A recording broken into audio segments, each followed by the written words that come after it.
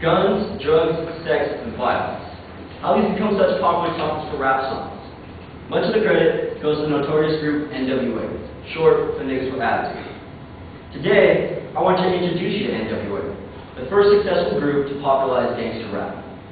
Gangster rap is a subgenre of hip-hop that glamorizes the violent aspects of the ghetto. I remember the first time I heard NWA. I had ditched school in the 7th grade and went to my buddy's house. He had just left the greatest hits for me and played the song Fuck the Police. It was rude, violent, and full of cuss words. I knew my mother would hate it. So naturally, I loved it. The relevance of NWA's music still lives on today. They brought national attention with their controversial music and unique new style of beats that you can still find present in today's hip-hop. NWA was a young, talented group ready to expose the ghetto, create as much controversy as possible, and make gangster rap famous. It was on the streets of South Central LA where NWA was formed. Their intention was to shock the world with their depiction of the harsh realities of the ghetto.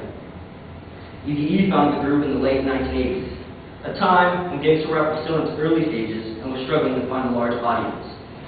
Eazy-E saw its potential and envisioned creating a team of hip-hop artists who could put gangster rap on the map.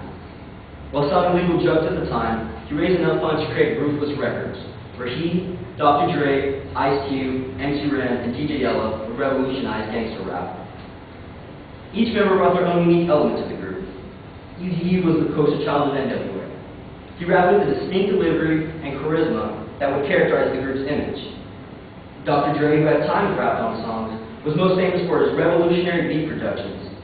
He would use funky rhythms that relied more on content than sound. Ice-Cube was the premier rapper for NWA. His vivid, detailed description made his lyrics seem so tangible. He would often write for Dr. Dre and Eazy-E.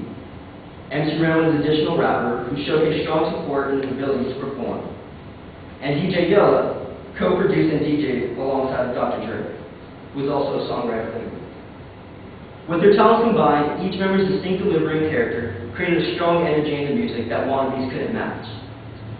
And I'll go ahead and show you guys a picture of NWA.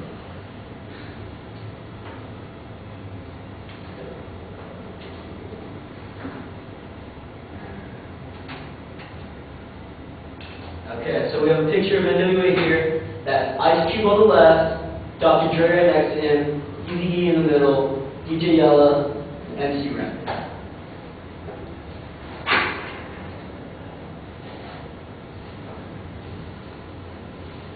This 5-man hip-hop group quickly established Los Angeles as a home for hip-hop. They wanted to move away from the party vibes of old-school hip-hop and didn't want to sound similar to the popular rap group Public Enemy, who's known for the lyrics that encourage social activism. Instead, they popularized gangster rap, along with its violent depictions of street life, strong profanity, and frequent use of the N-word.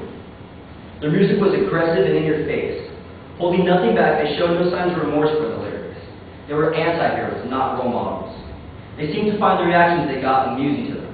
The louder and more controversial their music was, the better. So with this rugged new street sound, they created a controversy that follows them everywhere their music could be heard.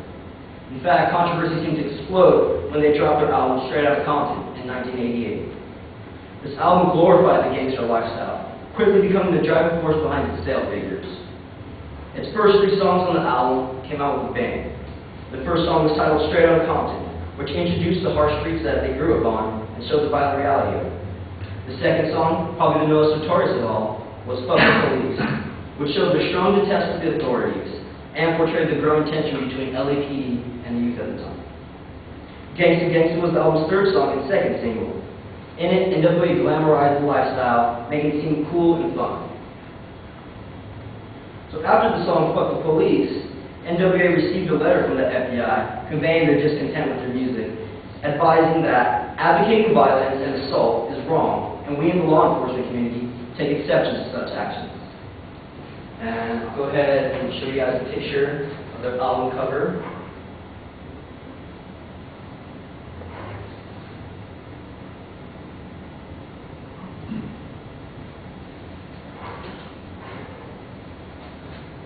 And get a light.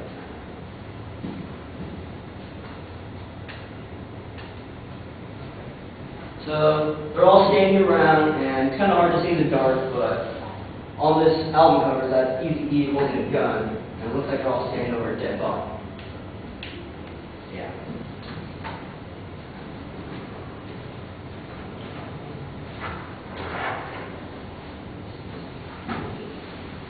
As a result of the straight-out incompetence of violent content, it created a controversy that was opposed by many organizations. Popular mediums such as MTV and many radio stations quickly banned it from their broadcasting. The album didn't receive a lot of airplay, so it made up for it in media attention. The taboo that surrounded the group only helped further their sales. NWA was able to ride their controversy to stardom. The album eventually reached double platinum sales status, becoming the first album to reach platinum status with no airplay support and no major tours. NWA's controversy brought them notoriety where they would become stars of gangsta rap, influencing the future of hip-hop and paving the way for many other rappers. NWA eventually broke apart over financial disputes, but their success wasn't over yet. Members stayed involved in hip-hop through rapping, beat productions, creating record labels, and other collaborations. Dr. Dre, Eazy-E, Ice Cube, and MC Ren continued rapping, where they would all become multi-platinum selling solo artists. As well-known artists, they were able to shape hip-hop by forming other rappers and bringing many other rap artists to the industry. Artists such as Tupac, Eminem, 50 Cent are all just a couple of names. As a result of NWA, West Coast rap was commercialized and was highly profitable, causing the hip-hop community to expand rapidly. So in conclusion, NWA popularized gangsta rap with their controversial lyrics and in-your-face approach.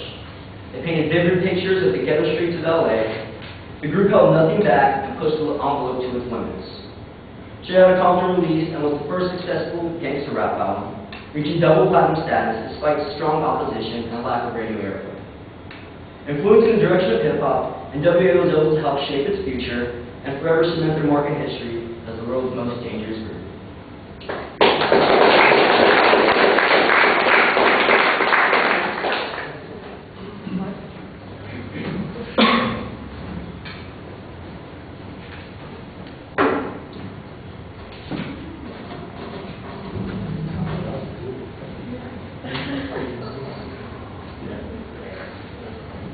Kyle, what did you think? Came out of the gate with like the shock and awe factor. Spoke clearly. I like that he gave the history of NWA, how it all started. He gave the descriptions of each person in the group, what their responsibilities were. Like Eazy was the main guy behind it. Ice Cube was the main rapper. Dr. Dre was the beast. I liked how he talked about what they're doing now. He brought in Eminem, 50 Cent, Tupac. Maybe like a little bit more of what they're doing now, like Ice Cube's a producer for family sitcoms, like how that dynamic has changed from gangsta rap to doing a TVN show. But I like it, it's pretty good. I mean, really descriptive language, kind of good eye contact. All right.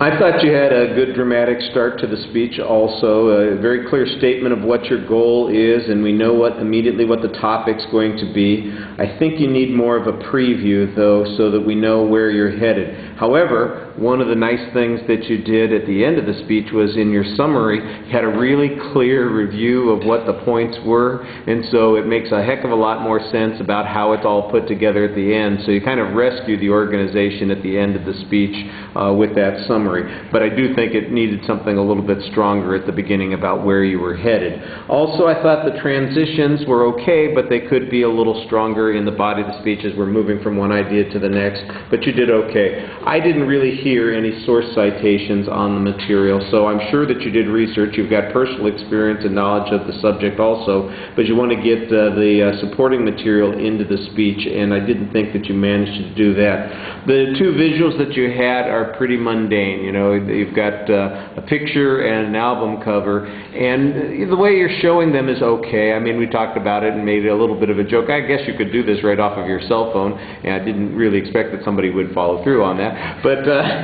it worked okay, but it really seemed to me like there were a few things missing. You know, the influence that the band had on you know, West Coast rap and hip-hop, for instance. I think a timeline or maybe some links to some of the other artists might have made a little bit of sense here. Maybe some information about the success of the artists as separate entities.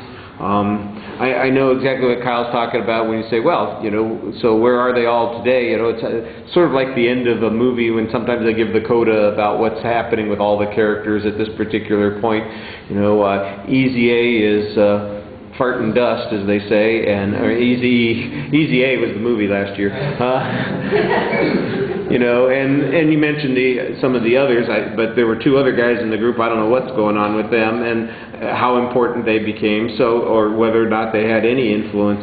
So it feels a little bit like there's bits and pieces missing here. But what you have is very well put together and presented, and I liked all that. I thought even though you had notes and you were doing some reading, that you still presented it well vocally, and you did a good job talking to the audience. I just thought that there could be a little bit more effort put into getting some content in there and a little more on the visuals, and it would be an even more solid speech. As it was, I thought you did a good job. All right, thank you.